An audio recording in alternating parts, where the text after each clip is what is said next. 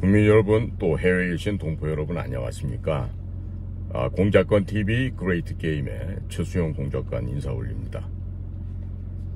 전직 대통령이라고 해서 함부로 언행을 해서는 안 되는 것이죠. 해야 될 말이 있고 삼가야 될 행동이 있는 거 아니겠습니까? 지금 문재인이 지금 서훈이를 구속시킨 데 대해서 자신의 입이라고 하는 윤건영이라는 자를 통해서 입장문이라는 것을 내놓았는데요. 참 이걸 입장문이라고 이 윤건영의 입을 통해서 나온 얘기를 보니까 그냥 넘어갈 수가 없군요.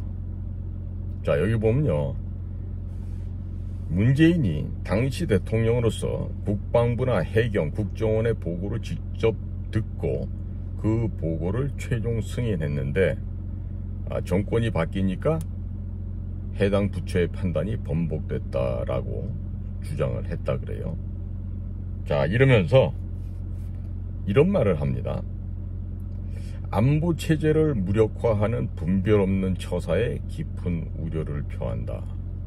부디 도를 넘지 않기 바란다. 근데요, 이 지금 검찰 수사에다 대고 분별 없는 처사다, 도를 넘지 않길 바란다, 이런 식으로 이 협박성 발언을 하는데 이게 말이에요, 막걸리예요? 자, 아무리 전직 대통령이라고 해서 이렇게 공개적으로 함부로 짓거릴 수 있습니까? 이 말이라고 떠들면 다 말이 되는 것입니까?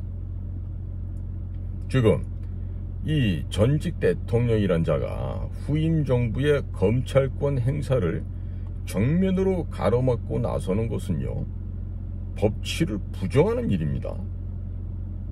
네?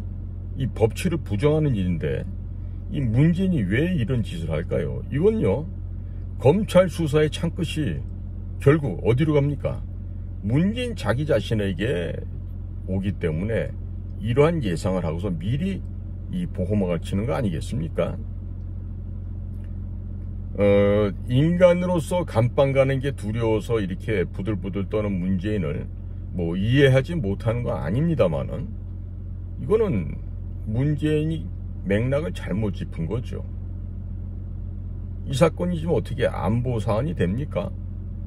지금요, 해수부 공무원 사건이 지금 시끄럽지 않습니까? 우리 국민의 한 사람이 북한 괴뢰에 군대들에 의해서 살해되고 불타서 소각된 사건입니다. 이게 맨날 사람이 먼저다, 더불어 함께한다라고 이런 개같은 구호를 내걸었던 그런 거짓으로 선거운동을 벌여서 대통령까지 당선됐던 자가 안보를 핑계로 이따구 소리를 할 수 있는 것입니까?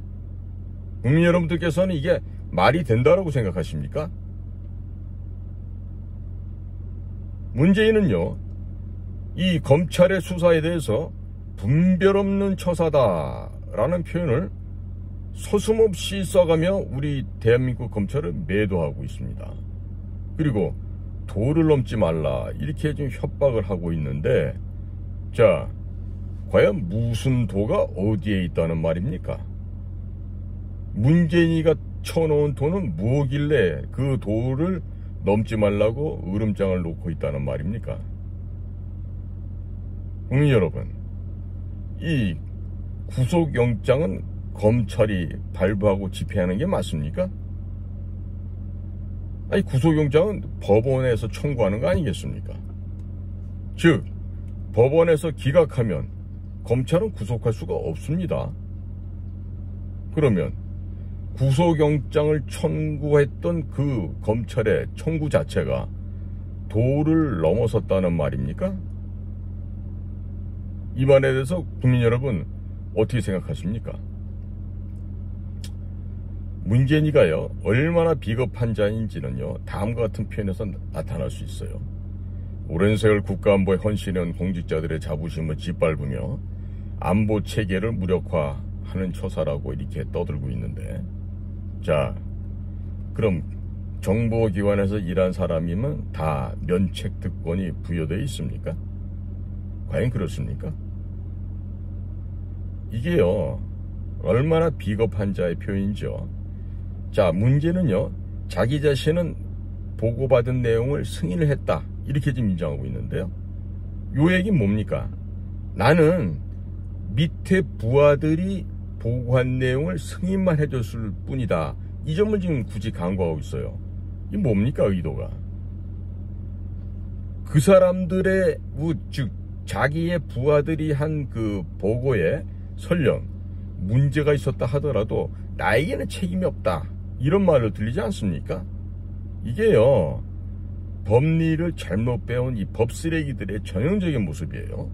이게 문재인이도 사법시험을 통과한 뭐 변호사가 다 어쩌다 그러는데, 이 피살 공무원 이대준 씨의 이 억울한 죽음을 두고 이 죽음의 진상을 밝혀내는 수사를 하는 과정인데, 무슨 뭐 어떻게 이런 생각을 할 수 있습니까?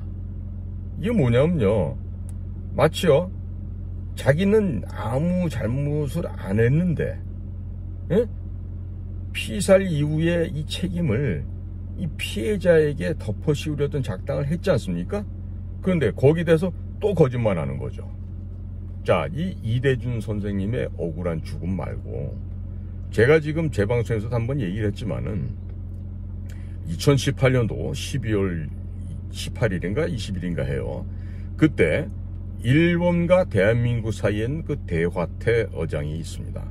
한일 공동 어로 수역이 되겠는데, 그곳을 통해서 도주하고 있던 목선을 잡기 위해서 대한민국 해군의 최고급 최정예 함정인 광개토 대왕함이 일본 연해 지역까지 가서 그 목선을 붙잡아요.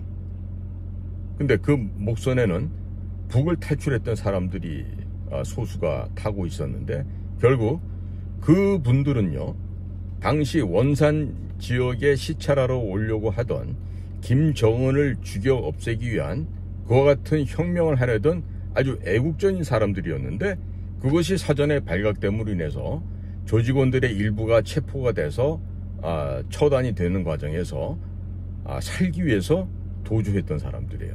그런데 남쪽으로 가면 도리어 붙잡아서 다시 북쪽으로 강제적으로 북송을 해버리니 대한민국 올 수가 없고, 그래서 일본으로 가기 위해서 도주하고 있었던 상황이었어요.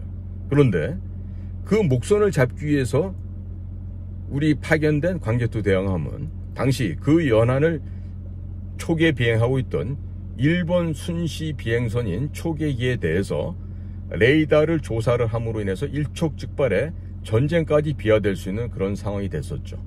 그런데 지금도 묻혀져 있는 거는요, 이 목선에 타고 있던 사람들이 누구였고 또 왜 그들을 바로 강제로 북송했냐 하는 점이죠.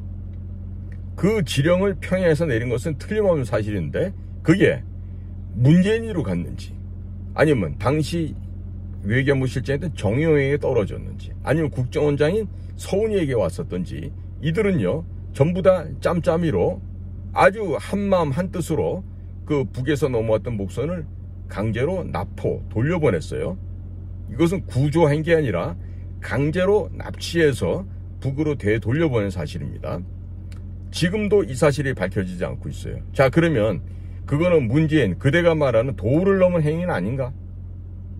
인권 변호사로 외치는 문재인, 당신 같은 비열한 인간이 과연 한 입을 가지고 법조인이라고 하면서 그와 같은 말을 할 수 있겠냔 말입니다. 자, 이렇게 유난히도 김정은에게 잘 보이기 위해서, 김정은과 원만한 관계를 갖기 위해서 아주 각별히 공을 들였던 문재인 아니었습니까? 그러면 이 문재인이 김정은의 비위를 맞추기 위해서 할 수 있는 일이면 무엇인지 다 하겠다고 그렇게 아주 애걸애걸을 했던 자가 바로 문재인의 성명서고 문재인의 언급 아니었습니까? 그러면 그 판문점에 있던 그 연락소 사무소도 폭파시켜버리고, 또 김정은의 그 여동생 그 미친 계집아이 하나 있죠, 정신 나간 년 김여정이라고, 그 김여정이가 삶은 소대가리 무슨 겁먹은 개 이런 식으로 욕지거리를 해도요, 왜 거기에 대해서는 희죽희죽 웃기만 하고 아무런 얘기도 못합니까? 문재인 한번 얘기 좀 해봐. 왜 그렇게 극도의 폭언을 퍼붓는 북에 대해서 그대는 왜 웃기만 하고 아무런 말도 한마디 못했냔 말이지. 응? 과연 일국의 국가 원수 대통령이란 자가 과연 그렇게 처신하는 게 올바르다고 생각하는지, 아직도 그것이 맞다고 생각하면 문재인, 당신은 사이코패스임에 틀림없어. 그리고 정신병자야. 응? 자, 이러한 이대준 씨 억울한 죽음을 놓고 이 피살의 진상을 파헤치는 것이 안보 체계를 무력화하는 분별 없는 처사입니까? 문재인 씨, 당신은 말이야, 이 안보를 방패로 삼아서 이따구 개소리를 하고 마구 짓거려도 되는 거야? 도대체 서훈이라는 자가, 서훈이가 설령 국정원장도 하고 외교부 실장 했다지만 이 서훈이 도대체 무슨 공을 세웠기에, 얼마나 서훈이가 훌륭한 사람이길래 이 서훈이에 대해서 이렇게까지나 쉴드를 치고 있는 것이야. 자, 서훈은요, 우리 정보기관에 저와 같이 일을 했던 우리 비밀 정보 요원들 사이에서는 이거는 저 하급이에요. 아주 1, 2, 3급으로 나누면요, 3급에도 오를 수가 없는 그 정도 수준의 인간이에요. 그런데 이따우자에 대해서 모든 정부의 대북 협상에 참여한 최고의 북한 전문가다, 전략가다, 협상가다, 지나가는 개들도 못 웃을 것 같습니다. 에? 서훈이가 오랜 경험과 연륜을 갖췄다고요. 그리고 이런 신뢰 자산이라고요. 그런 신뢰 자산을 꺾어버리다니 안타까운 일이라고요. 자, 뒤집어서 얘기할까요? 서훈에 대한 평가는 우리 북을 직접 방문하고 돌아왔던 우리 공작원들의 귀한 보고를 보면요, 서훈은 북이 망가뜨려놓은 자가 틀림없어요. 그리고 북에서 서훈이는 우리 애다라고 얘기를 하고 있다고요. 왜 그렇게 북에서 얘기할까요? 그리고 김정일이가 살아생전 우리에게도 서훈과 같은 사람이 있으면 얼마나 좋겠느냐고 언급한 적이 있는데, 과연 서훈이 북을 위해서 어떤 일을 했길래 그 또라이 개새끼인 김정일이조차도 서훈이에 대해서 그렇게 극찬을 했을까요? 김일성과 김정일, 김정은, 이 3대 체제는요, 사람의 형상을 하고는 있지만 그 새끼들은요, 사람이 아닙니다.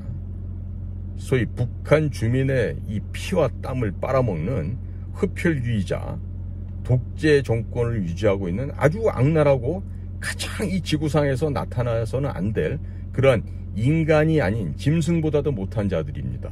그런데 그런 자들에게 충성을 했다고 해서, 야, 이 사람을 갖다가 북한의 전문가다, 협상가다, 전략가다, 어떻게 이런 오만하고 예의 없는 소리를 함부로 망언을 할 수 있겠냐, 이런 얘기입니다. 서훈이가 갖고 있었던 신뢰가 누구와의 신뢰입니까? 북한과의 신뢰입니까?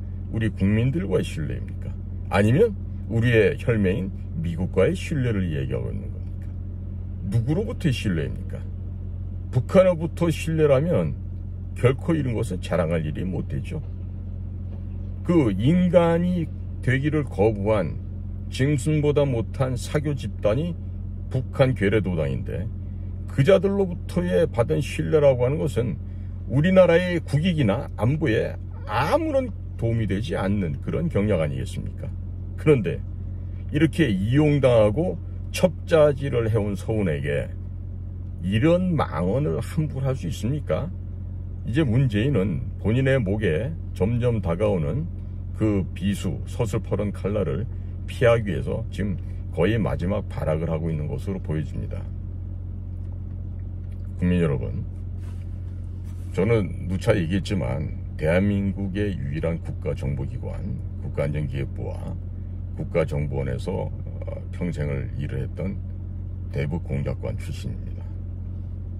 우리는요, 잘못을 했잖아요, 반역을 했잖아요. 그러면 죽는 것을 당연한 도리라고 생각하고 살았습니다.